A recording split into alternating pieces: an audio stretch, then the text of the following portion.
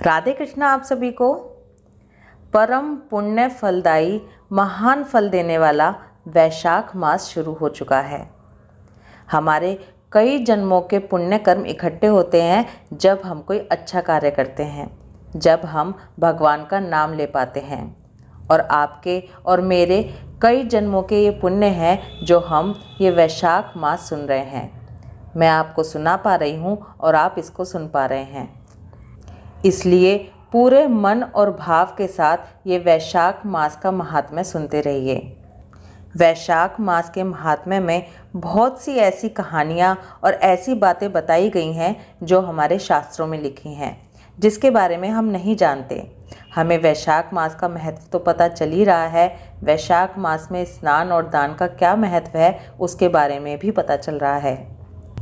इसलिए आप भी इस सद्मार्ग का निमित्त बनिए और इसके बारे में ज़्यादा से ज़्यादा लोगों के साथ चर्चा कीजिए। ज़्यादा से ज़्यादा लोगों को वैशाख मास महात्म्य सुनाने का कारण बनिए। नहीं तो वैशाख मास के महात्म्य में जो भी चीज़ आप सुनते हैं, जो आपको अच्छी लगती है, उसके बारे में दूसरों को बताइए। चलिए वैशाख मास महात्म्य का दूसरा अध्याय शुरू करते हैं। नारद जी बोले, हे राजन, वैशाख मास के समान दूसरा कोई महीना नहीं है। सतयुग के समान दूसरा कोई युग नहीं है।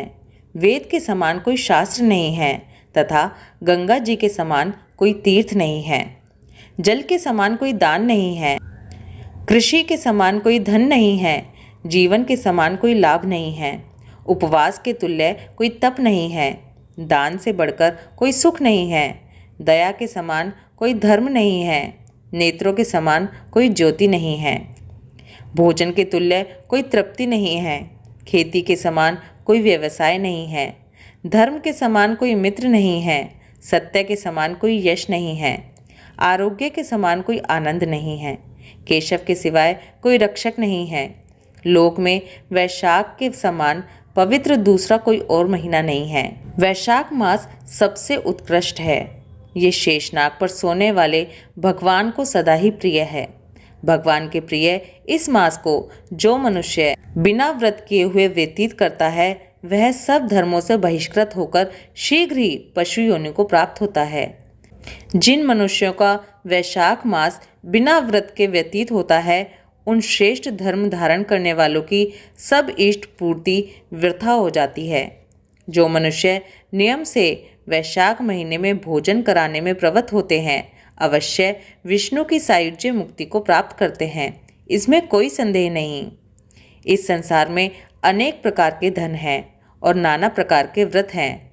ये सब शरीर को अत्यंत क्लेश तथा पुनर्जन्म देने वाले हैं, परंतु वैशाख महीने में स्नान मात्र से ही मनुष्य का पुनर्जन्म नहीं होता।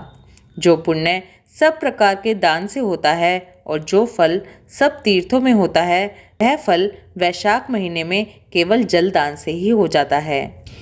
इस मास में पंखे का दान जो पुरुष नहीं करता, वह नरक की यातना को भोगकर संसार में पातकी होता है। हे महाराज, दुखों की शांति के लिए वैशाख महीने में छाते का दान एक बार प्रयत्न से अवश्य ही करना चाहिए।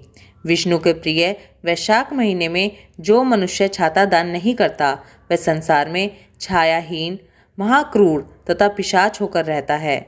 जो विष्णु के प्रिय दिव्य वैशाख मास में खड़ाऊ दान करता है, वह यम के दूतों का तिरस्कार करता हुआ विष्णु लोक को जाता है। जो विष्णु प्रिय वैशाख महीने में जूता दान करता है, वह नरक की यातना नहीं भोगता और ना तो उसको संसार में दुख होता है। खड़ाऊ मांगने वाले ब्राह्मण को जो खड़ाऊ दान करता है, वह निसंदेह करोड़ों जन्म तक इस संसार में राजा होता है। जो मनुष्य मार्ग की थकावट हटाने के लिए अनाथ मंडप बनवाता है, उस पुण्य का फल ब्रह्मा जी भी वर्णन नहीं कर सकते। मार्ग में थके हुए ब्राह्मण को जो आश्रय देता है, उस पुण्य के फल को ब्रह्मा भी नहीं कह सकते। मध्याह्न काल में आए हुए ब्राह्मण अतिथि को यदि कोई भोजन कराए, तो इसके विश्रांति के फल को ब्रह्मा भी स्थिर नहीं कर सकते। हे राजन, मनुष्य को अन्न दान करना तत्काल तृप्ति कराता है। अतएव संसार में अन्न दान के बराबर दूसरा कोई दान नहीं है। भोजन ना किए हुए मनुष्य को स्त्री, पुत्र, घर, वस्त्र, अलंकार, आभूषण इत्यादि सभी असह्य होते हैं, यानी कि कुछ भी उसको सुख नहीं देता, परंतु भोजन कर लेने पर निश्चय ये सब भले जान पड़ते हैं। अतएव अन्नदान के समान ना कोई दान था और ना होगा। जिसने मार्ग में थके हुए ब्राह्मण को भोजन नहीं दिया, वह संसार में पिशाच होकर अपने ही मांस को खाता है। इस कारण से ब्राह्मण को यथाशक्ति अन्नदान देना चाहिए। हे राजन, अन्न देने वाला माता पिता इत्यादि को भी भुलवा देता है। इसी से त्रैलोक्य निवासी अन्न की ही प्रशंसा करते हैं। माता तथा पिता जन्म के हेतु हैं, परंतु पंडित लोग संसार में अन्न देने वाले को ही पितर कहते हैं। हे राजन, अन्नदान में सभी तीर्थ हैं। अन्नदान में सब देवता तथा अन्नदान में सब धर्म वास करते हैं। स्कंद पुराण के अनुसार वैशाख मास महात्म्य का दूसरा अध्याय संपूर्ण हुआ। ओम माधवाय नमः। राधे कृष्णा।